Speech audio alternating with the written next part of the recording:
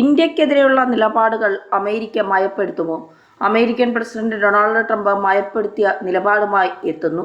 എന്നാൽ ട്രംപിന്റെ വിശ്വസ്തൻ കടന്നാക്രമണം നടത്തുകയും ചെയ്യുന്നു. ഒന്നോ രണ്ടോ മാസത്തിനുള്ളിൽ ഇന്ത്യ വ്യാപാര കരാറിന്റെ ചർച്ചയ്ക്ക് എത്തുമെന്ന് പ്രതീക്ഷിക്കുന്നതായി US വാണിജ്യ സെക്രട്ടറി പറയുന്നു. എന്നാൽ ട്രംപ് ഇന്ത്യയെ വീണ്ടും സുഹൃത്തായി കാണുകയും ചെയ്യുന്നു.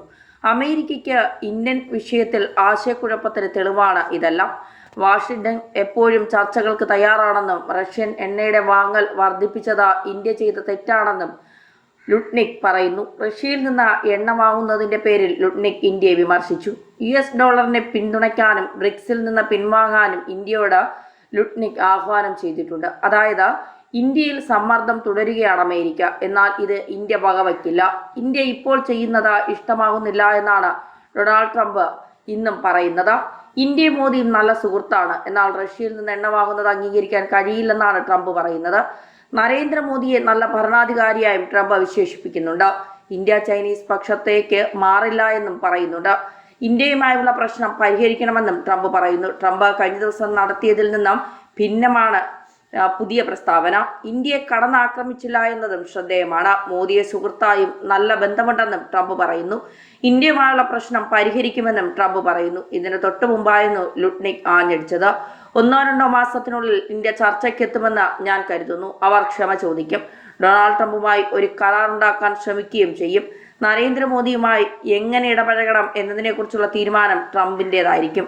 ആ ചുമതല ഞങ്ങൾ അദ്ദേഹത്തിന് വിട്ടുകൊടുക്കുന്നു. അതുകൊണ്ടാണ് അദ്ദേഹം പ്രസിഡന്റായത് എന്നാണ് ലുട്നിക് പറയുന്നത്. റഷ്യൻ സംഘർഷത്തിന് മുമ്പ് ഇന്ത്യ റഷ്യയിൽ നിന്ന് തങ്ങളുടെ എണ്ണയുടെ 2% താഴെ മാത്രമാണ് വാങ്ങിയിരുന്നത്. എന്നാൽ ഇപ്പോൾ ഇന്ത്യ തങ്ങളുടെ എണ്ണയുടെ 40% റഷ്യയിൽ നിന്ന് വാങ്ങുന്നതെന്നാണ് ലുട്നിക്കിന്റെ കുറ്റപ്പെടുത്തൽ. ലോകത്തിന്റെ ഉപഭോക്താവ് തങ്ങളാണെന്നും എല്ലാവരും ഉപഭോക്താവിലേക്ക് തിരികെ വരണമെന്നും ലുട്നിക് പറയുന്നു. അതേസമയം സമ്മർദ്ദത്തിന് ഇന്ത്യ വഴങ്ങില്ല. ഇത് അമേരിക്കയും തിരിച്ചറിഞ്ഞിട്ടുണ്ട്. ഇന്ത്യ നിലപാട് മാറ്റാൻ തയ്യാറായില്ലെങ്കിൽ അമേരിക്കയിലേക്കുള്ള കയറ്റുമതിയിൽ 50% വരെ താരിഫ് ചുമത്തേണ്ടി വരുമെന്നാണ് ലുട്നിക് മുന്നറിയിപ്പ് നൽകിയത്. കാനഡയുമായി വാഷിംഗ്ടണിന് മുൻപുണ്ടായ താരിഫ് തർക്കം ഉദാഹരണമായി ചൂണ്ടിക്കാട്ടി പ്രതികാര നടപടികൾ ചെറുകിട സമ്പദ് വ്യവസ്ഥകളെയാണ് കൂടുതൽ ദോഷകരമായി ബാധിക്കുന്നതെന്നും അദ്ദേഹം പറഞ്ഞു. അമേരിക്കയുടെ 50% താരിഫിൽ നിന്ന് രക്ഷപ്പെടാൻ ഇന്ത്യ അമേരിക്കയുമായി സഹകരിക്കുകയോ ബ്രിക്സിൽ നിന്ന് പിന്മാറുകയോ വേണ്ടിവരും. അതല്ല റഷ്യയ്ക്കും ചൈനയ്ക്കുമിടയിൽ ഇന്ത്യ പാലമാകാനാണ് ആഗ്രഹിക്കുന്നതെങ്കിൽ 50% താരിഫ് നൽകേണ്ടി വരും. ഇത് എത്ര കാലം തുടരുമെന്ന് നമുക്ക് നോക്കാമെന്നാണ് ലുട്നിക് പറയുന്നത്. ലോകത്തിലെ ഏറ്റവും വലിയ ഉപഭോക്താവ് അമേരിക്കയാണ്. ഞങ്ങളുടെ $30 ട്രില്യൺ സമ്പദ് വ്യവസ്ഥയാണ് ലോകത്തെ നയിക്കുന്നത്. ഒടുവിൽ ഉപഭോക്താവാണ് എപ്പോഴും ശരിയെന്ന് ലുട്നിക് കൂട്ടിച്ചേർത്തു. നേരത്തെ ഇന്ത്യ US ബന്ധം വഷളാകുന്ന പ്രസ്താവനയുമായി ഡൊണാൾഡ് ട്രംപ് രംഗത്ത് വന്നിരുന്നു.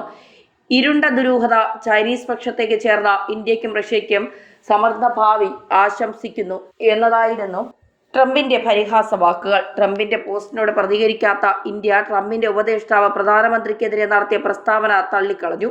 തിങ്കളാഴ്ച നടക്കുന്ന അടിയന്തര ബ്രിക്സ് ഉച്ചകോടിയിൽ ഇന്ത്യ പങ്കെടുക്കും. തെറ്റിദ്ധാരണാജനകവും വസ്തുതയില്ലാത്തതുമായ പ്രസ്താവന നവാറോ നടത്തിയത് ശ്രദ്ധയിൽപ്പെട്ടു. ഇത് ഇന്ത്യ തള്ളിക്കളയുകയാണെന്ന് വിദേശകാര്യ വക്താവ് രൺധീർ ജയ്സ്വാൾ പറഞ്ഞു.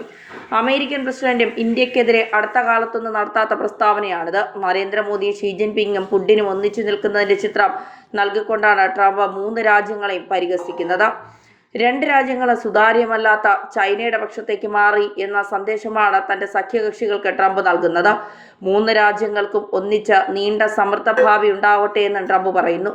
ട്രംപിന്റെ പ്രസ്താവനയോട് തൽക്കാലം പ്രതികരിക്കുന്നില്ല എന്ന് വിദേശകാര്യ വക്താവ് വ്യക്തമാക്കി. ആവർത്തിച്ചുള്ള ചോദ്യങ്ങൾക്ക് മറുപടിയായും പറഞ്ഞു, ഇന്ത്യക്കും അമേരിക്കയ്ക്കും ഇടയിലെ സഹകരണം മുന്നോട്ട് കൊണ്ടുപോകണം എന്ന നിലപാടിൽ ഇന്ത്യ ഉറച്ചു നിൽക്കുന്നു. എന്നാൽ ഇത് പരസ്പര ബഹുമാനത്തിന്റെ അടിസ്ഥാനത്തിലായിരിക്കണം. ട്രംപിന്റെ വാണിജ്യോപദേഷ്ടാവ് പീറ്റർ നവാരോ ഉക്രൈനിൽ യുദ്ധം മോദിയുടെ യുദ്ധമാണെന്ന് വിശേഷിപ്പിച്ചത് അസ്വീകാര്യമാണെന്നും വിദേശകാര്യ മന്ത്രാലയം അറിയിച്ചിട്ടുണ്ട്. എന്തായാലും ഇത്തരം നിലപാടുകൾക്കെതിരെ ഇന്ത്യ ആഞ്ഞടിക്കുക തന്നെ ചെയ്യും എന്ന് കൃത്യമായി ഇന്ത്യ മുന്നറിയിപ്പ് നൽകുകയാണ്. അതേസമയം റഷ്യയുടെ ക്രൂഡ് ഓയിൽ വാങ്ങി സംസ്കരിച്ച് കയറ്റുമതി ചെയ്ത് ഇന്ത്യ നേട്ടം കൊയ്യുന്നുവെന്ന അമേരിക്കയുടെ വാദത്തിനിടെ വലിയ ലാഭമുണ്ടാക്കി ഇന്ത്യൻ കമ്പനികൾ. യൂറോപ്പിലേക്കുള്ള ഇന്ത്യയുടെ ഡീസൽ കയറ്റുമതി 137% വർദ്ധിച്ചു. എന്നാൽ ഇത് അണയാൻ പോകുന്നതിന് മുമ്പുള്ള ആളിക്കത്തൽ എന്നാണ് സൂചന. സൗദി അറേബ്യയും UAEയും ഉൾപ്പെടെയുള്ള പശ്ചിമേഷ്യൻ രാജ്യങ്ങൾ അടുത്ത മാസം മുതൽ നടക്കാനിരിക്കുന്ന റിഫൈനറി അറ്റകുറ്റപ്പണിയും ഇന്ത്യക്ക് നേട്ടമാകും. എന്നാൽ വരുന്ന ജനുവരി മുതലാണ് യൂറോപ്പ് ഇന്ത്യക്കെതിരെ പ്രഖ്യാപിച്ച ഉപരോധം നിലവിൽ വരിക. അതിനു മുൻപ് രംഗം ശാന്തമാക്കാനുള്ള ശ്രമം ഒരു ഭാഗത്ത് നടക്കുന്നുണ്ട്. അതിനിടെയാണ് അവസരം മുതലെടുത്ത ഇന്ത്യ നേട്ടം കൊയ്യുന്നത്. റഷ്യയിൽ നിന്ന് വൻതോതിൽ ക്രൂഡ് ഓയിൽ വാങ്ങുന്ന രാജ്യമാണ് ഇന്ത്യ. ഇറക്കുമതിയുടെ 40% റഷ്യയിൽ നിന്നാണ്. ഇവ മൊത്തം ഇന്ത്യയിൽ ഉപയോഗിക്കുന്നില്ല. സംസ്കരിച്ച പെട്രോളും ഡീസലുമാക്കി മാറ്റി കയറ്റുമതി ചെയ്യുകയാണ്. ഈ പ്രക്രിയയിൽ നിന്ന് വലിയ ലാഭമാണ് എണ്ണ കമ്പനികൾ കൊയ്യുന്നത്. റിലയൻസ്, നയനാര തുടങ്ങി സ്വകാര്യ കമ്പനികളാണ് ഇക്കാര്യത്തിൽ മുൻപിൽ. റഷ്യൻ എണ്ണയ്ക്ക് യൂറോപ്യൻ യൂണിയൻ ഉപരോധം ഏർപ്പെടുത്തുകയും ഇറക്കുമതി നിരോധിക്കുകയും ചെയ്തിരിക്കുകയാണ്. പകരം അവർ ഇന്ത്യ ഉൾപ്പെടെയുള്ള രാജ്യങ്ങളിൽ നിന്ന് ഇന്ധനം ഇറക്കുമതി വർദ്ധിപ്പിച്ചു. അതായത് റഷ്യയുടെ എണ്ണ വളഞ്ഞ വഴിക്ക് യൂറോപ്പിലെത്തുകയാണ്. ഇക്കാര്യം സൂചിപ്പിച്ചാണ് അമേരിക്ക ഇന്ത്യക്കെതിരായ ഇറക്കുമതി ചുങ്കം 50% ആക്കിയിരിക്കുന്നത്. ഓഗസ്റ്റ് മാസത്തിലെ കണക്കാണ് ഇപ്പോൾ പുറത്തു വന്നിരിക്കുന്നത്. യൂറോപ്പിലേക്കുള്ള ഇന്ത്യയുടെ ഡീസൽ കയറ്റുമതി 137% വർദ്ധിച്ചുവെന്നാണ് പുതിയ വിവരം. ഓരോ ദിവസവും 2.42 ലക്ഷം ബാരൽ ഡീസലാണ് യൂറോപ്പിലേക്ക് അയക്കുന്നത്. കഴിഞ്ഞ വർഷം ഓഗസ്റ്റിലെ കണക്കുമായി താരതമ്യം ചെയ്ത് ഈ വർഷം ഓഗസ്റ്റിലെ കണക്കുകൾ പറയുമ്പോഴാണ് ഇത്രയും വർധന. യൂറോപ്പ് ഇന്ധന ഇറക്കുമതിക്ക് പുതിയ നിയന്ത്രണം കൊണ്ടുവന്നിട്ടുണ്ട്. റഷ്യയുടെ എണ്ണ മൂന്നാം രാജ്യങ്ങൾ വഴി വരുന്നതും തടയുമെന്നാണ് തീരുമാനം. ഇറക്കുമതി ചെയ്യുന്ന വേളയിൽ ഇക്കാര്യം പരിശോധിക്കണമെന്നും നിബന്ധനയുണ്ട്. ജനുവരി മുതലാണ് ഈ പരിശോധന തുടങ്ങുക. സ്വാഭാവികമായി ഇന്ത്യയിൽ നിന്നുള്ള ഇന്ധന കയറ്റുമതിക്ക് തിരിച്ചടിയാണിത്. ജനുവരി മുതലുള്ള തിരിച്ചടി കണ്ട യൂറോപ്പിലെ എണ്ണ കമ്പനികൾ ഇന്ത്യയിൽ നിന്ന് വൻതോതിൽ ഇറക്കുമതി ചെയ്യുകയാണിപ്പോൾ.